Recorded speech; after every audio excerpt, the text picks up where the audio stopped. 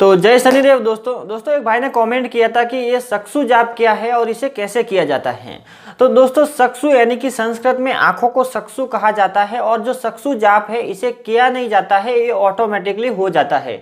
जैसे कि आप ध्यान करते हैं, साधना करते हैं, फिर मेडिटेशन वगैरह या फिर मंत्र जाप करते हैं तो उसी के अंदर ये आपका चक्षु जाप हो जाता है। अब कैसे होता है मैं आपको बताता हूँ।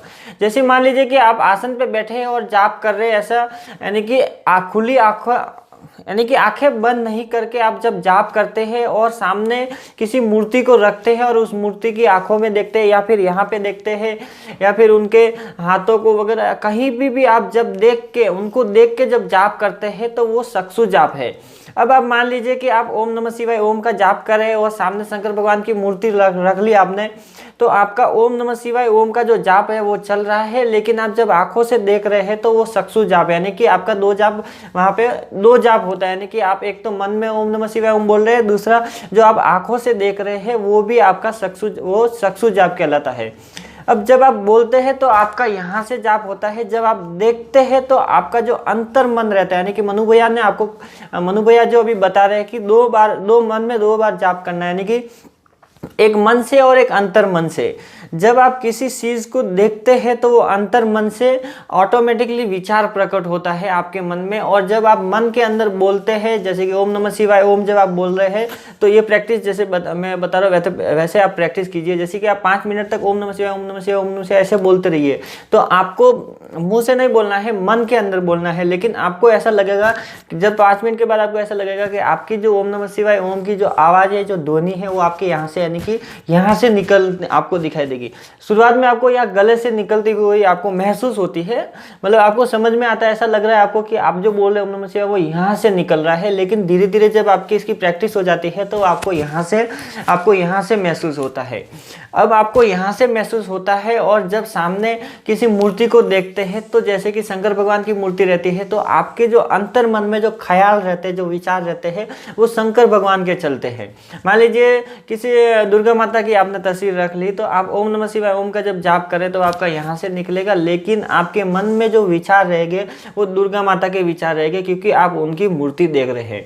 ऐसा ही आप जब जाप करते हैं और सामने अगर आप लिख लेते हैं कोई भी, जैसे कि आप ओम नमः शिवाय ओम का जो जाप कर रहे हैं और सामने लिख देते हैं जय माता जी, तो जब आप उसको देखते हैं तो आपका वो भी चक्षु जाप हो जाता है। यानी कि वहाँ पे आपका 4 जाप होता है एक साथ में। कैसे होता है, जैसे कि आप आसन पे बैठे हैं तो आपका आसन जाप एक हो गया, दूसरा आप जो मन में बोल रहे हैं ओम नमः शिवाय ओम वो हो गया, और तीसरा जो आप देख रहे हैं वो आपका चक्षु जाप यानी कि 3 वो हो गया। और तीसरा जब देख के आप जो ओम नमः शिवाय ओम का तो जाप बोल ही रहे हैं, लेकिन जो जय माता जी लिखा हुआ है जब आप उसको देखते हैं तो वो आपका जो अंतर मन रहता है, यानी कि वो मन आपका वो जय माता जी जो लिखा हुआ है उसको पढ़ता रहता है।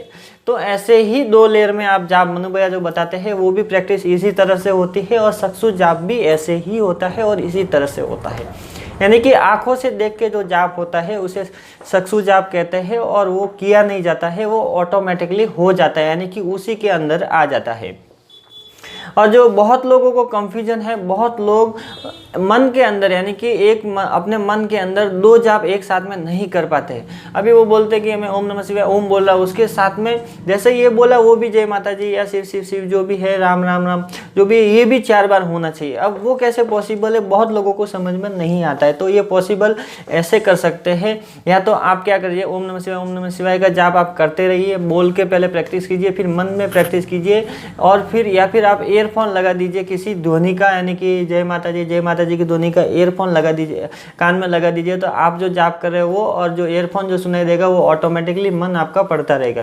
या फिर आप सामने दीवार के ऊपर लिख सकते हैं और जाप कीजिए। यानी कि आपको बैठना है, मन के अंदर ओम नमः शिवाय ओम जाप करना है, और जो आपने जय माता जी लिखा है उसको देखते रहना है।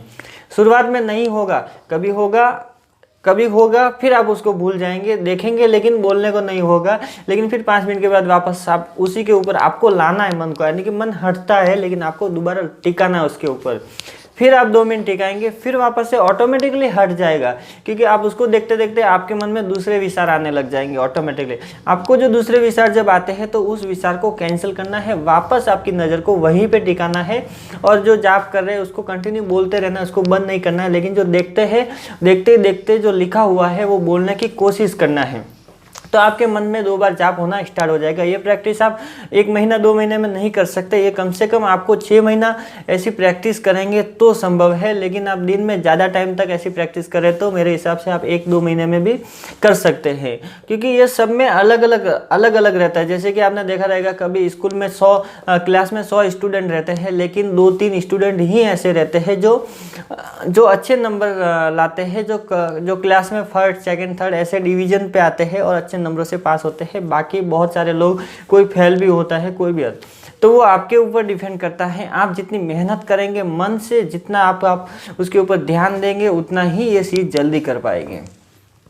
तो दोस्तों, इस कमेंट का मुझे उम्मीद है कि इस कमेंट का आपको जवाब अच्छी तरह से मिल गया रहेगा। और उस कमेंट के साथ साथ मैंने दूसरी बातें भी आपको बताई है, वो बहुत ही लाभदायक है, आपको ध्यान में रखनी है।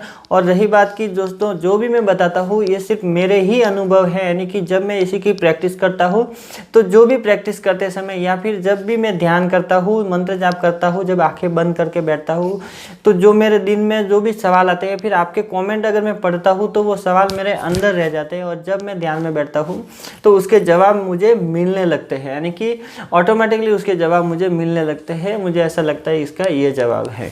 तो दोस्तों, बस आज के लिए इतना ही। वीडियो अच्छी लगी तो लाइक कीजिएगा, शेयर कीजिएगा अपने दोस्तों के साथ। अगर आप मेरे चैनल पर नए तो चैनल को सब्सक्राइब कीजिएगा। अगर आपके मन में भी कोई भी ऐसे सवाल या कोई भी ऐसा किसी भी प्रकार का डाउट है तो आप वीडियो के नीचे कॉमेंट कर सकते हैं, मैं उसका रिप्लाई देने की कोशिश करूँगा। और अगर आपका सवाल कोई ऐसा है जिसे मैं कमेंट नहीं दे सकता तो मैं उसके ऊपर वीडियो भी बना के ज़रूर पोस्ट करूँगा। तो जय शनिदेव दोस्तों।